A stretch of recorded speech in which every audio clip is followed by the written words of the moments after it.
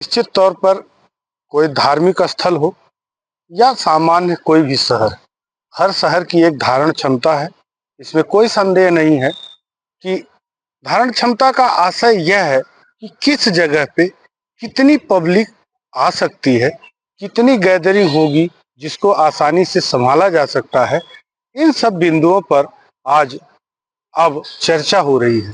चर्चा इसलिए भी हो रही है क्योंकि धर्मनगरी हरिद्वार के मनसा देवी मंदिर में जो हादसा हुआ उसमें 8 जानें गईं, लगभग 40 लोग घायल हुए। यह एक भयावह हादसा था।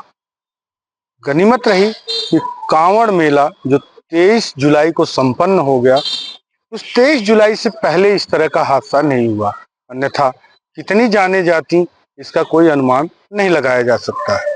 आज हम बात कर रहे हैं शहर की धारण क्षमता पर, जिस पर उत्तराखंड के मुख्यमंत्री पुष्कर सिंह धामी ने भी एक आदेश जारी किया है कि शहर की धार्मिक स्थल की, पर्यटन स्थल की, मंदिरों की, इन हर जगहों की धारण क्षमता के अनुसार व्यवस्था की जाए।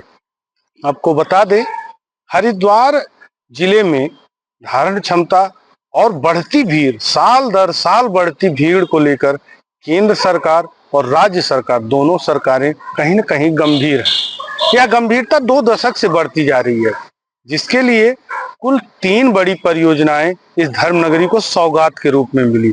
लेकिन दुखद तीनों बड़ी परियोजनाएं आईं और लौट गईं।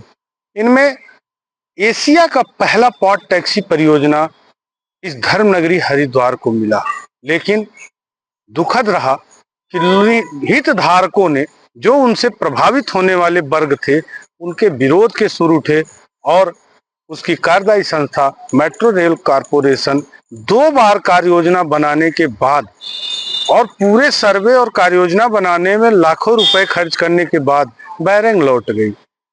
यही हाल हरिद्वार ऋषिकेश रेल मेट्रो सेवा को लेकर हुआ।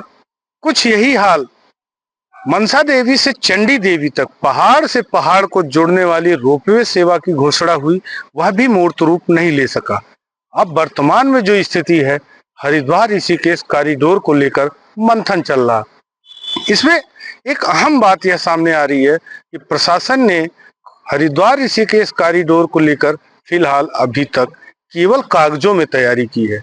2 एजेंसियां इसके लिए हायर की गई, दोनों सीसीआर में बाकायदा ऑफिस अपना स्थापित की। उनका सर्वे कार्य कहां तक पहुंचा, क्या प्रगति है, इस पर कोई जानकारी किसी को नहीं है। बताया भी जाता है कि प्रशासनिक स्तर से कॉरिडोर को लेकर गोपनीय बैठकें होती हैं।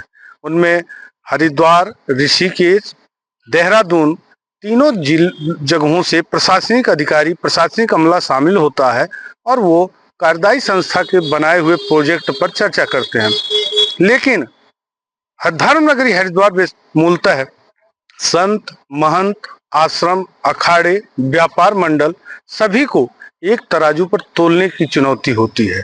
पॉट टैक्सी परियोजना कहीं न कहीं इसी विफलता की शिकार हुई कि सभी वर्गों को, सभी हितधारकों को एक मंच पर लाकर उनसे वार्ता नहीं की गई और वह बड़ी परियोजना लौट गई। करोड़ों रुपए जिस मद में आने थे वो लौट गए। आज पुनः वही स्थिति बन रही है। शहर की में आने वाली 5-5.5 करोड़ से अधिक लोग कांवड़ में आए, जल भरकर लेके गए। ये प्रशासन का आंकड़ा है।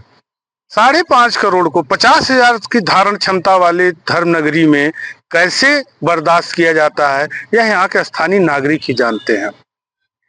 हाल ही में हाईकोर्ट से एक आदेश आया जिसके बाद गऊ घाट के ऊपर एक पार्क को खाली कराया गया, लेकिन आज देखा जा रहा है उस पार्क में खोखे हटाए गए, वेंडिंग जोन के खोखे हटा दिए गए।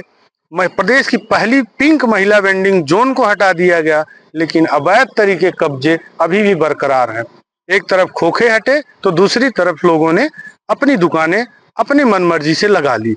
ऐसे में जब कभी हरिद्वार या हर की पैड़ी घाट के लेकर किसी घाट से भीड़ को निकलना हो या बाहर जाना हो तो उनके लिए सुलभ रास्ता नहीं है।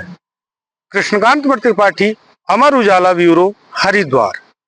अगर आप ये वीडियो YouTube पर देख रहे हैं तो हमारे चैनल को सब्सक्राइब कर बेल आइकन दबाएं और Facebook पर देख रहे हैं तो हमारे पेज को लाइक करें।